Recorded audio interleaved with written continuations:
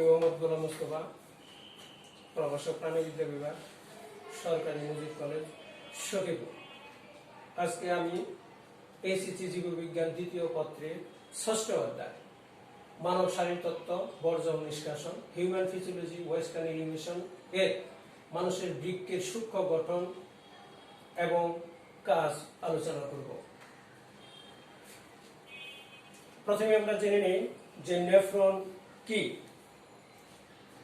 বৃক্কের গাঠনিক এবং কার্যিক একককে নেফ্রন বলে।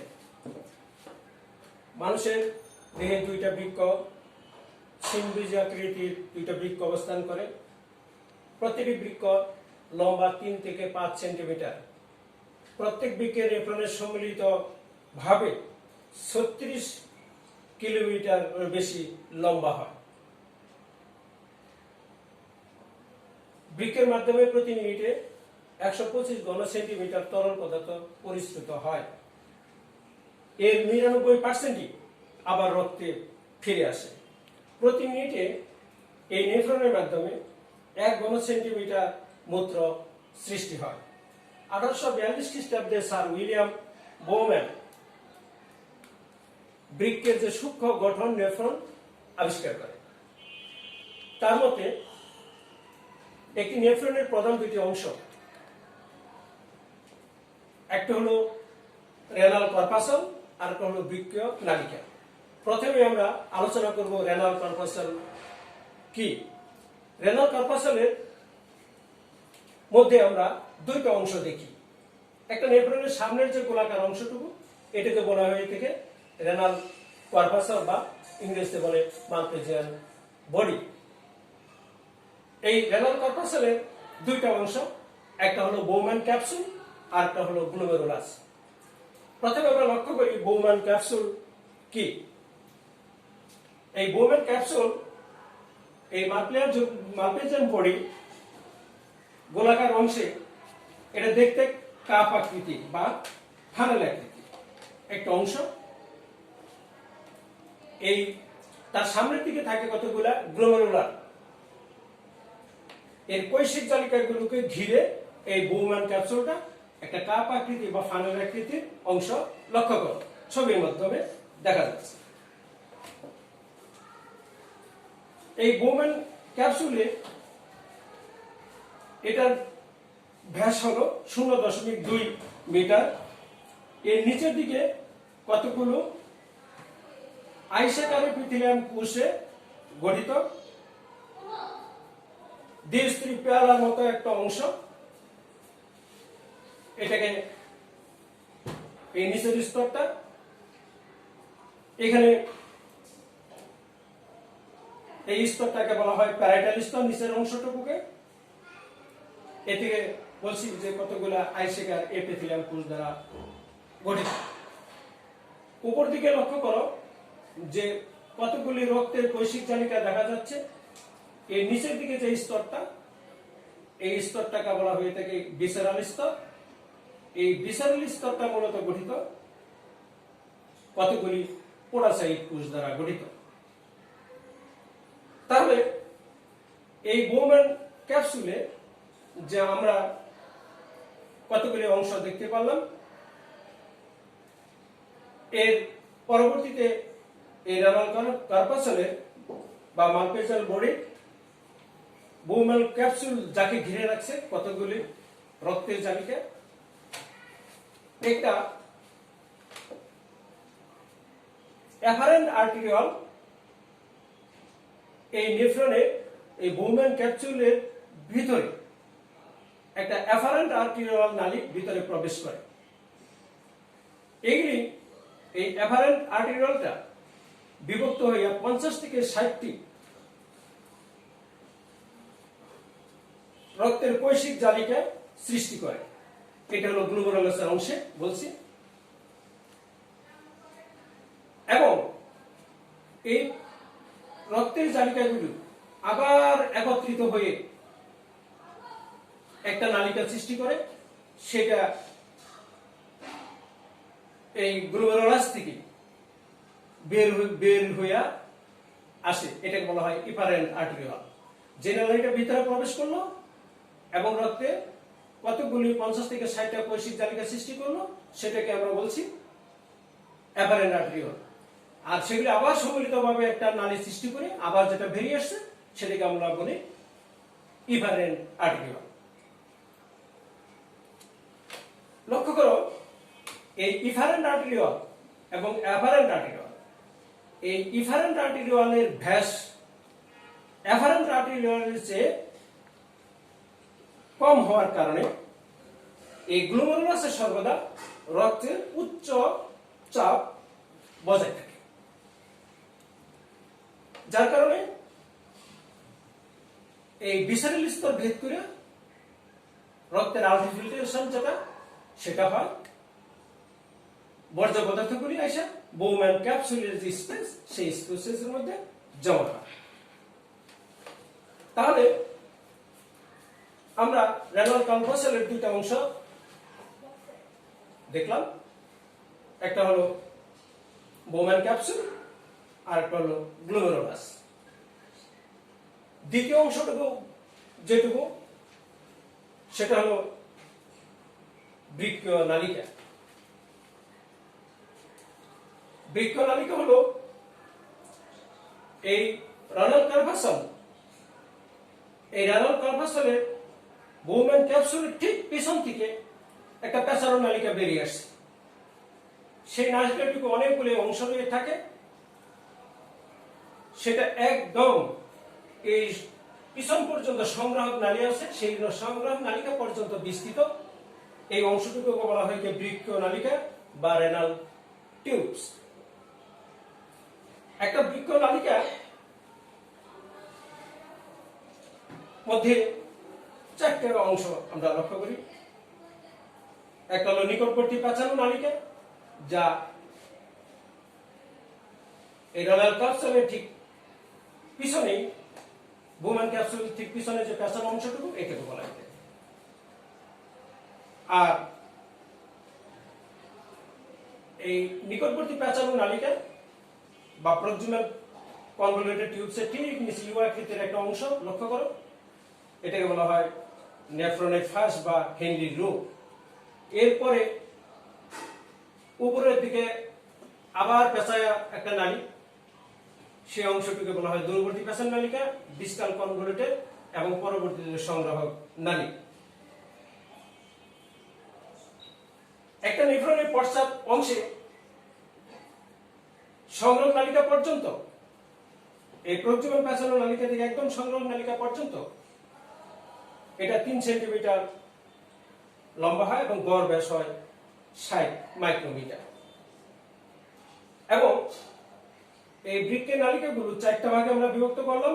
একটা হলো এই মালপেশিয়ান বডির ঠিক পিছনে পেঁচানো অংশটুকু যেটা, এটা হলো প্রক্সিমাল নালিকা। প্রথমে যেটা বলছিলাম যে নিকটবর্তী পেঁচানো নালিকা বা প্রক্সিমাল কনভলিউটেড টিউব। বোম্যান ক্যাপসুল তার ঠিক পিছনে যে পেঁচানো নালিকা, এই অংশটুকু বলা হয় নিকটবর্তী বা পেঁচানো নালিকা বা প্রক্সিমাল কনভলিউটেড টিউবস। এটা দৈর্ঘ্য হলো 14 মিলিমিটার লম্বা, এই পেঁচানো অংশটুকু। এটা বৃক্কের যে আমরা লম্বচ্ছেদ করি, সেই বৃক্কের লম্বচ্ছেদের মধ্যে যদি আমরা লক্ষ্য করি, তার দুইটা অংশ আমরা দেখছি, সেটা হলো একটা হলো কর্টেক্স আর একটা হলো মিডল অংশ। আর এই প্রক্সিমাল নালিকাটুকু বৃক্কের কর্টেক্সে অবস্থিত, বৃক্কের কর্টেক্সে অবস্থিত। এটা প্রাচীর এক স্তর এপিথেলিয়াম কোষ দ্বারা গঠিত। এই প্রক্সিমাল পেঁচানো নালিকার প্রাচীরগুলো এক স্তর এপিথেলিয়াম কোষ দ্বারা গঠিত এবং কোষের এক প্রান্তে মাইক্রোভিলাই থাকে। ভিতরের দিকে কতগুলো লম্বচ্ছেদ করলে লক্ষ্য করা যাবে যে কতগুলো ক্ষুদ্র ক্ষুদ্র মাইক্রোভিলাই অবস্থান করে। মূলত এই প্রক্সিমাল পেঁচানো নালিকা যেটা, এটার কাজ হলো যে নেফ্রনের যে মাধ্যমে আলট্রাফিল্ট্রেশন হওয়ার পরে 99% যে আবার রক্তে ফিরে যায় পুনঃশোষিত হয়ে, এর 80% পুনঃশোষিত হয় হলো প্রক্সিমাল পেঁচানো নালিকা, আর বাকি 20 ভাগ পুনঃশোষিত হয় অন্যান্য অংশ দ্বারা পুনঃশোষিত হয়ে রক্তে ফিরে যায়। দ্বিতীয় হলো নেফ্রনের ফাঁস, যেটাকে বলা হয়, এটাকে একজন বিজ্ঞানী নাম অনুসারে হেনরি লুপও বলা হয়ে থাকে। এই প্রচুমেল পেঁচানো নালিকা থেকে আবার শুরু হয়ে একটা ইউ আকৃতির অংশ লক্ষ্য করো, এটাকে বলা হয়ে থাকে হেনরি লুপ। এই অংশটুকু বৃক্কের লম্বচ্ছেদে বৃক্কের মেডুলাতে অবস্থান করে। এই আকৃতিটা হলো ইউ আকৃতি। এর দুইটা বাহু রয়েছে লক্ষ্য করো। প্রজনন পেঁচানো নালিকা থেকে শুরু হয়ে নিচের দিকে যে নালীটা আসছে এটা বলা হয় ডিসেন্ডিং বাহু। আবার এটা ইউ এর পাক ঘুরে যখন উপরের দিকে আসে এই বাহুটাকে বলা হয় অ্যাসেন্ডিং বাহু। হেনরি লুপের দুইটা বাহু রয়েছে, একটা হলো ডিসেন্ডিং বাহু আর একটা হলো অ্যাসেন্ডিং বাহু। এর দৈর্ঘ্য, হেনরি লুপের দৈর্ঘ্য হয় 20 মিলিমিটার, পুরাটার দৈর্ঘ্য হলো 20 মিলিমিটার। মূলত এই হেনরি লুপের মধ্যে পানির পুনঃশোষণ হয়ে থাকে। এরপরে লক্ষ্য করো, 1 নম্বরে আমরা প্রক্সিমাল পেঁচানো নালিকা, 2 নম্বরে আমরা পড়লাম হলো হেনরি লুপ। এখন 3 নম্বর যে অংশটুকু আমরা পড়বো সেটা হলো দূরবর্তী পেঁচানো নালিকা। এটাকে ডিস্টাল কনভলিউটেড টিউবস বলা হয়ে থাকে। হেনরি লুপের ঠিক উপরের দিকে উঠে একটা লম্বা আকৃতির পেঁচানো অংশ লক্ষ্য করো, এটা বলা হয় ডিস্টাল পেঁচানো নালিকা। এটা বৃক্কের লম্বচ্ছেদের মধ্যে প্রক্সিমাল পেঁচানো, এই বৃক্কের লম্বচ্ছেদের মধ্যে এটা অবস্থান করে হলো কর্টেক্স রিজন, এই অংশটুকু। এটুকু দৈর্ঘ্য থাকে হলো 5 মিলিমিটার। এই ডিস্টাল পেঁচানো নালিকা যেটা, এটা পুরোটা দৈর্ঘ্য হলো 5 মিলিমিটার। আবার বলছি যে এটা বৃক্কের লম্বচ্ছেদে বৃক্কের কর্টেক্স অবস্থান করে। এবং এই যে যেটা ডিস্টাল পেঁচানো নালিকা বা দূরবর্তী পেঁচানো নালিকা বললাম, মূলত এই প্রক্সিমাল পেঁচানো নালিকা, হেনরি লুপ এবং ডিস্টাল পেঁচানো নালিকা যেটা বললাম, এগুলি রক্তের কতগুলি সূক্ষ্ম কৈশিক জালিকা বা পেরিটিউলস দ্বারা পুরাটা পরিবেষ্টিত থাকে। এই জিনিসটা তোমাদের বইয়ের মধ্যে লক্ষ্য করবা যে পুরো জিনিসটা হলো এই পেঁচানো নালিকাগুলো পেরিটিউলস রক্ত জালিকা দ্বারা পরিবেষ্টিত থাকে। মূলত ডিস্টাল পেঁচানো নালিকা, এটার কাজ হলো পানি এবং অন্যান্য বস্তু যেটা সেটা পুনঃশোষণ করে, পানি এবং অন্যান্য বস্তু যেটা পুনঃশোষণ করা। প্রক্সিমাল পেঁচানো নালিকাও শোষণ করে, পুনঃশোষণ করে। হেনরি লুপও পুনঃশোষিত হয়। ডিস্টাল পেঁচানো নালিকা যেটা, এটা দ্বারা রক্তে ছাপনের পরে আবার দেহের প্রয়োজনের কারণে সেটা আবার পুনঃশোষিত হয়ে থাকে। এরপরে লক্ষ্য করো, এই ডিস্টাল পেঁচানো নালিকার ঠিক শেষ প্রান্ত যেটা, এর একটা নালিকা, এটাকে বলা হয় সংগ্রাহক নালিকা, কালেক্টিং টিউবস বলা হয়ে থাকে এটাকে। শেষ প্রান্তে যে নালিকাগুলো রয়েছে এটা, এটার মধ্যে অনেকগুলো নেফ্রন যুক্ত থাকে। এরকম একটা নেফ্রন যখন যুক্ত দেখানো হয়েছে, এরকম অনেকগুলো নেফ্রনই এই সংগ্রাহক নালিকার মধ্যে যুক্ত থাকে। এই সংগ্রাহক নালিকার বৃক্কের লম্বচ্ছেদে কিছু অংশ থাকে হলো, উপরের অংশটুকু থাকে বৃক্কের কর্টেক্সে, নিচের অংশটুকু থাকে হলো অবস্থান করে হলো বৃক্কের মেডুলা অংশে। এবং কয়েকটি সংগ্রাহক নালিকা মিলে